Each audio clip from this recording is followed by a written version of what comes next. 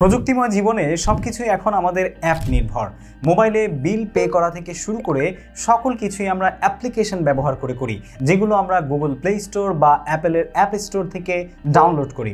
কিন্তু অনির্ভরযোগ্য অ্যাপ আপনার মোবাইল ফোনে ডাউনলোড করার ফলে আপনি কিন্তু প্রতারকদের খপ্পরে পড়তে পারেন। তাই আজকের এই ভিডিওতে আমি আপনাদের সাথে শেয়ার করতে যাচ্ছি মোবাইল ফোনে অ্যাপ ডাউনলোড করার সময় আপনি নিরাপদ থাকার জন্য, নিজেকে সুরক্ষিত রাখার জন্য কী ধরনের পদক্ষেপগুলো আপনাকে অবশ্যই চেক করতে হবে এবং কোন বিষয়গুলো মেনে চলতে হবে।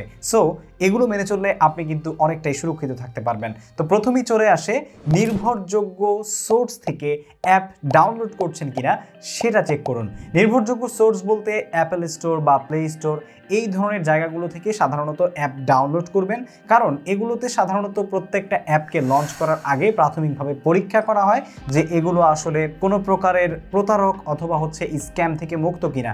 তারপরেও অনেক সময় এই ধরনের অ্যাপ থেকেও প্রতারণার শিকার অনেকে হয়ে যায়। তাই অবশ্যই প্রাথমিকভাবে আপনি চেক করবেন যে নির্ভরযোগ্য সোর্স থেকে আপনি অ্যাপ ডাউনলোড করছেন কিনা। অনির্ভরযোগ্য সোর্স থেকে অ্যাপ ডাউনলোড করলে হতে পারে অনেক বড় বিপদ। পরবর্তীতে রয়েছে অ্যাপের রিভিউ এবং রেটিং যাচাই বাছাই করুন। একটি অ্যাপ ডাউনলোড করার সময় অবশ্যই সেই অ্যাপের রিভিউ দেখুন এবং রেটিং দেখুন।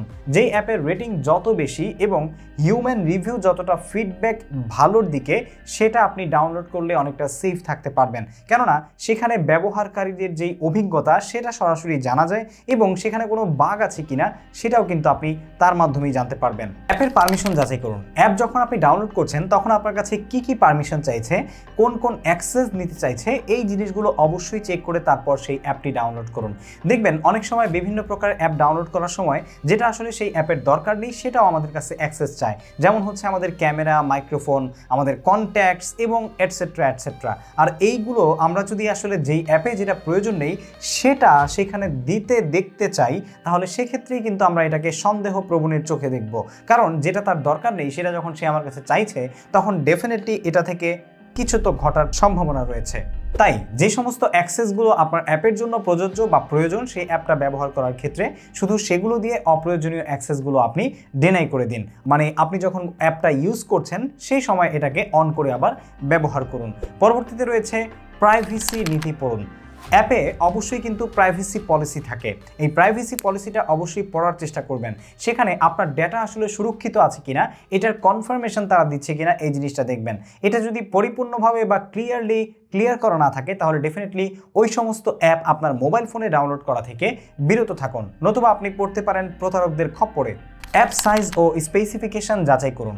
যখন আপনি কোনো অ্যাপ ডাউনলোড করছেন তখন ডেফিনেটলি সেই অ্যাপটার সাইজ কতটা এবং আপনার কতখানি স্টোরেজ সেটা আসলে নিয়ে নিবে, এই জিনিসটা যাচাই বাছাই করে আপনি যদি অ্যাপ ব্যবহার করেন তাহলে সেক্ষেত্রে আপনার মোবাইল ফোনে অযাচিত জায়গা নষ্ট হওয়া থেকে আপনি বাঁচতে পারবেন এবং সেটার স্পেসিফিকেশনটা আসলে কি সেই বিষয়গুলো আপনি জানতে পারবেন। আর যদি আপনার সেটা খুব বেশি প্রয়োজন না হয় এবং আপনার কাছে মনে হয় যে এই সাধারণ কাজের জন্য ওরা আসলে এত বড় অ্যাপ কেন বানিয়েছে, সেটাও কিন্তু আপনাকে সন্দেহ দেওয়ার আরও একটা কারণ হতে পারে।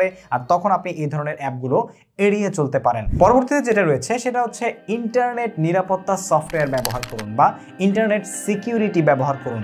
অনেক ক্ষেত্রে মোবাইল ফোনেও আমরা যদি ইন্টারনেট সিকিউরিটি ব্যবহার করি তাহলে হয়তো বা কিছু ভাইরাস থেকে বা ম্যালওয়্যার থেকে বা স্ক্যাম থেকে বা হ্যাকারদের কবল থেকে বা প্রতারকদের কবল থেকে আমরা আমাদের যে মোবাইল ফোনটা আছে সেটাকে বাঁচাতে পারি। আর সেই জন্য যদি আপনার পক্ষে পসিবল হয় তাহলে ডেফিনেটলি কিন্তু নিরাপত্তা সিকিউরিটি যেই অ্যাপ্লিকেশন আছে বা সফটওয়্যার আছে বা ইন্টারনেট সিকিউরিটি যে অ্যাপ্লিকেশন আছে সেগুলো ব্যবহার করার চেষ্টা করুন এবং ডেফিনেটলি সেটাও যেন নির্ভরযোগ্য হয়। আপডেটগুলো নিয়মিত চেক করুন। প্রত্যেকটি অ্যাপই কিন্তু তাদের নতুন ভার্সনে আপডেট নিয়ে আসে এবং সেই আপডেটে আসলে কি বলা হচ্ছে, কি নতুন আনা হচ্ছে, কি সংযোজন করা হচ্ছে, কি বিয়োজন করা হচ্ছে, এই জিনিসগুলো দেখুন।